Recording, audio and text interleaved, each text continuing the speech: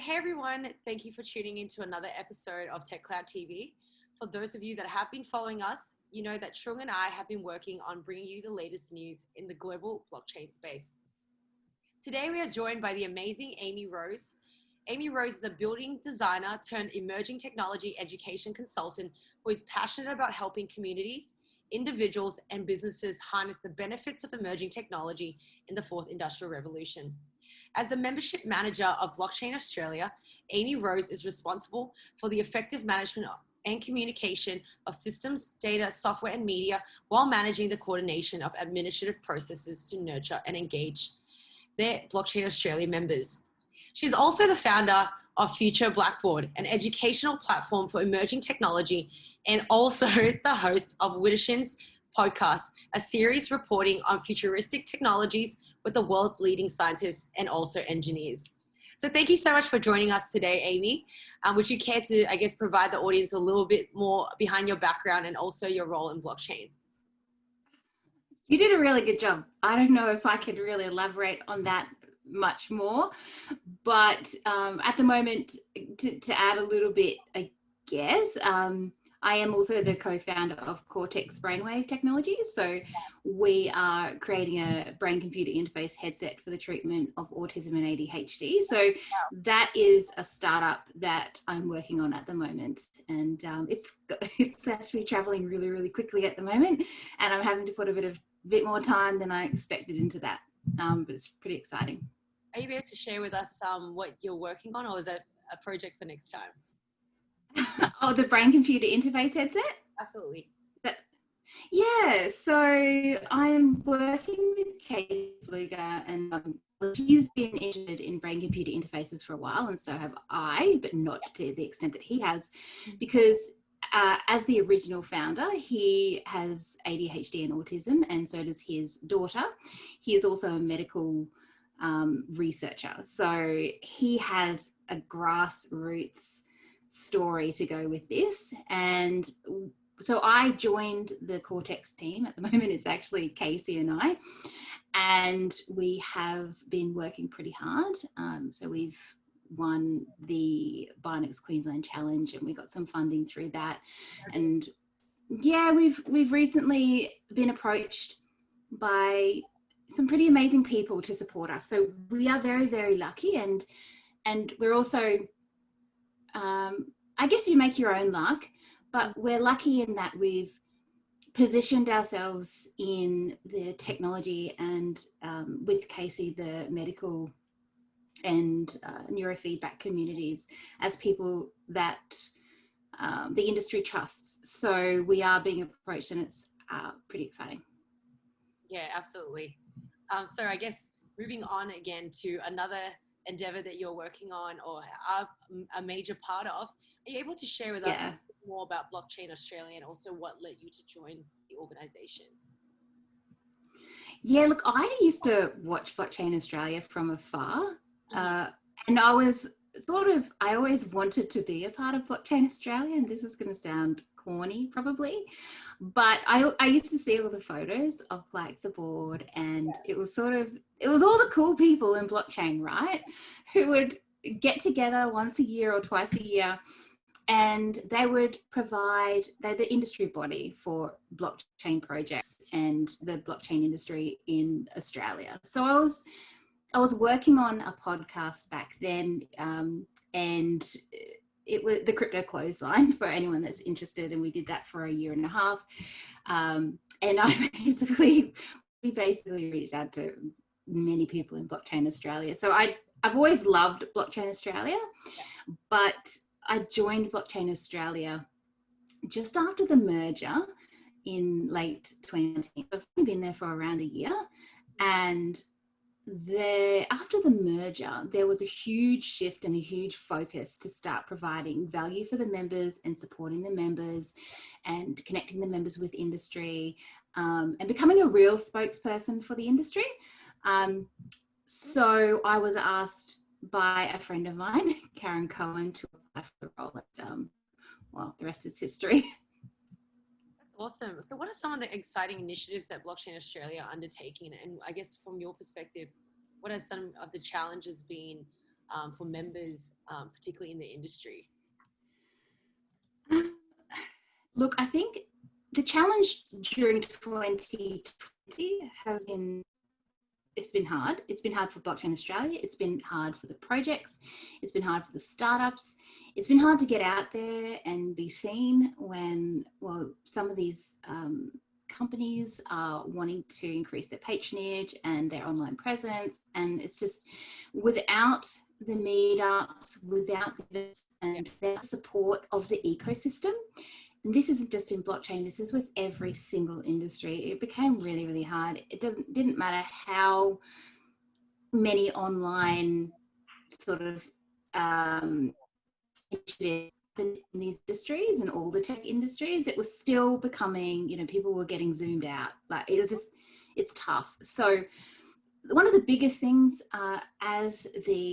especially as the government starts to recognize blockchain a little bit more, one of the biggest things is for anyone in the industry to have a say, to contribute. And so we are, with Blockchain Australia, our members are invited to work in our work groups and participate and offer their input into the submissions. And yeah, we also, obviously we run a lot of events, and we do that. We want to elevate not just our members, but the industry itself.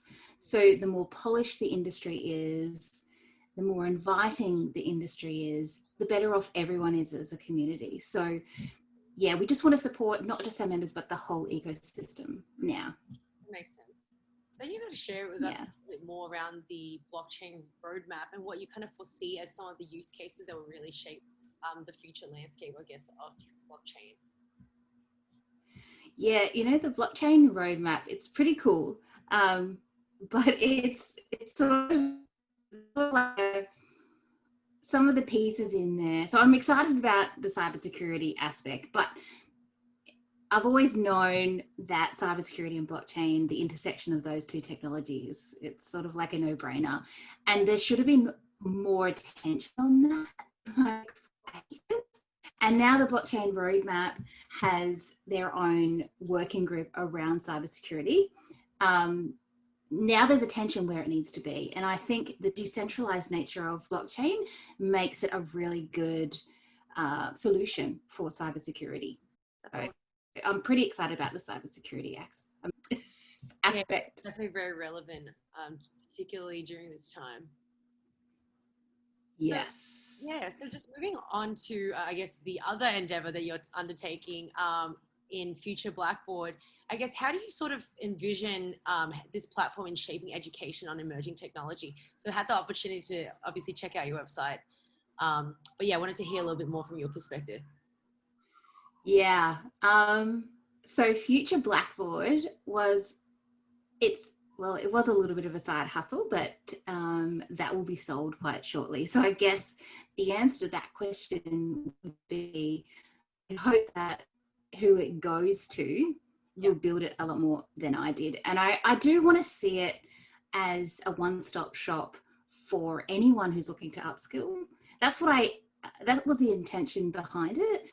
Unfortunately, as you can tell, a lot of things get away from me because I have a lot going on. Absolutely. And so I need to focus. And when I try to have around 4 or 5, because I have 2 children as well, around 4 or 5 projects running simultaneously. And so I have to really prioritize which ones are going to bring the most value and which ones, you know, are for the betterment of myself and my family, for the community, you know, am I going to be able to sleep at night? So Future Blackboard will be leaving my hands, but I am excited. Even if it's not Future Blackboard, I think people need somewhere to go that has courses from all of the platforms, so that you don't have to go to each individual university, each individual TAFE. You can go just to one website. And so I built it to be a directory. So hopefully, yeah, they get the team they need to build that up. That's some exciting stuff. So I guess the COVID-19 pandemic, have you seen sort of an increased uptake in the urgency to understand more about emerging technologies and how does that, I guess, impact on the workplace and job relevancy?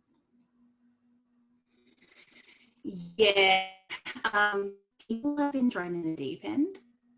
And I know this is going to sound maybe a little bit evil, but I'm sort of glad, because I'm not sure why, because we had Zoom before, we had all of these different mechanisms before, and we had all of these opportunities to merge into using some of these platforms and some of these technologies. It's not like they just appeared out of nowhere. The problem was that people have been really afraid and hesitant, and there's been a focus on working in an office. And I mean, if you see Future Blackboard, that was created a few years ago, so you'd know I was preaching back then about the ridiculous nature of working in offices and the emergence of the gig economy and people working from home, which I knew was going to become the norm. And this sounds like I'm saying I told you so, but it has increased the uptake because the opportunity is there to increase the uptake. So we've got all the mechanisms and we've been forced into it, afraid or not afraid. And I think it's turned out well, to be honest. Yeah, definitely.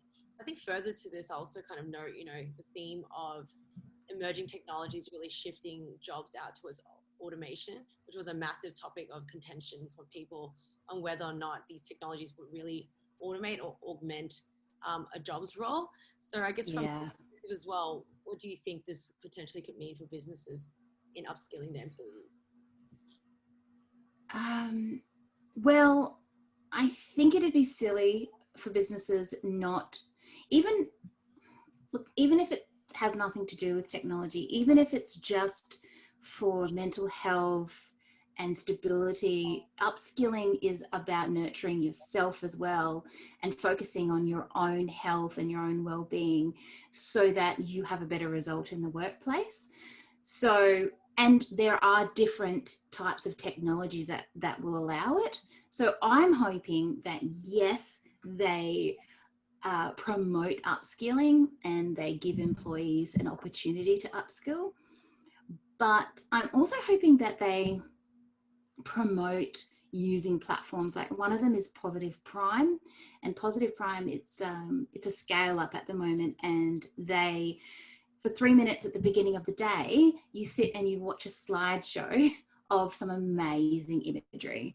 You can even put your own photos in there, and it primes you. So positive priming is it's a psychologically proven, medically proven, researched form of priming your brain to be in a positive state for about 8 hours. So I'm hoping that businesses use these tools for employees, because I think it's going to get pretty turbulent. It's going to get rough. People are going to become redundant and lose jobs and gain jobs and change jobs. And I think we need to be in a better mindset in order to deal with what's coming. Yeah, I definitely agree with you on that point. So I guess moving on to Widdershins Podcast, which I saw was particularly interesting. How do you manage to balance all of your time and your passion to be part of this venture?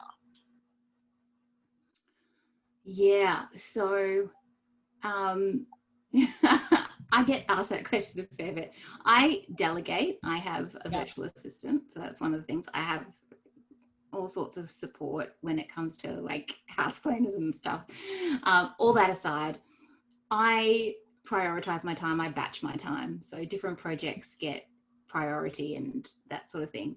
But so that's how I manage to do everything that I do. But when it comes to Widdershins, so that's a podcast about sci-fi technology and the reality of sci-fi technology existing right now, and those scientists and physicists and engineers who are building that technology. So time travel, invisibility cloaking, building devices to communicate with aliens a little bit down the track, or whether they have or they haven't, quantum computing, and traveling through wormholes and all of those sorts of topics. I've spoken to the scientists and those who are working on those projects right now. So it's about, the podcast is about bringing the sci-fi to our own reality. It's very interesting stuff. But yes, crazy. I have to grab a link from you just so we can share with the audience as well. Yeah, cool. Absolutely. So I guess just to wrap up, you know, for those in the audience who want to learn more about blockchain and be more involved in the community or potentially find a job in blockchain, what is some of your advice that you can potentially share with us on how to break into the industry, or some of the project initiatives that they can get involved in as well? Look, I always recommend going grassroots meetups, connecting with people in the flesh, and it's been hard this year, but a lot of the people who organize these meetups, they know what they're talking about and they've got the networks, and every single event you have an opportunity to connect with someone and learn from someone. Obviously, I think everyone is, from this point forward, a professional student. You are going to be learning really, really quickly a lot of things for the next decade, because you're going to be put in a position where you have to, and you're going to have to be resilient to do that. So I think as long as you're aware that you have to do whatever it takes to not get ahead, but to be available to what's emerging and open to what's emerging, you need to get out there and you need to connect. You need to email people, you need to get on LinkedIn or Facebook or whatever social media you use, and just get amongst it. Absolutely. Well, thank you so much for taking the time to discuss blockchain with us today. So for more information on Blockchain Australia, Future Blackboard, Widdershins Podcast, we will share the relevant links at the end of the video. But thank you so much, Amy. Really appreciate your time today and sharing all those insights with us. Thank you for having me. It's been awesome. Thank you so much.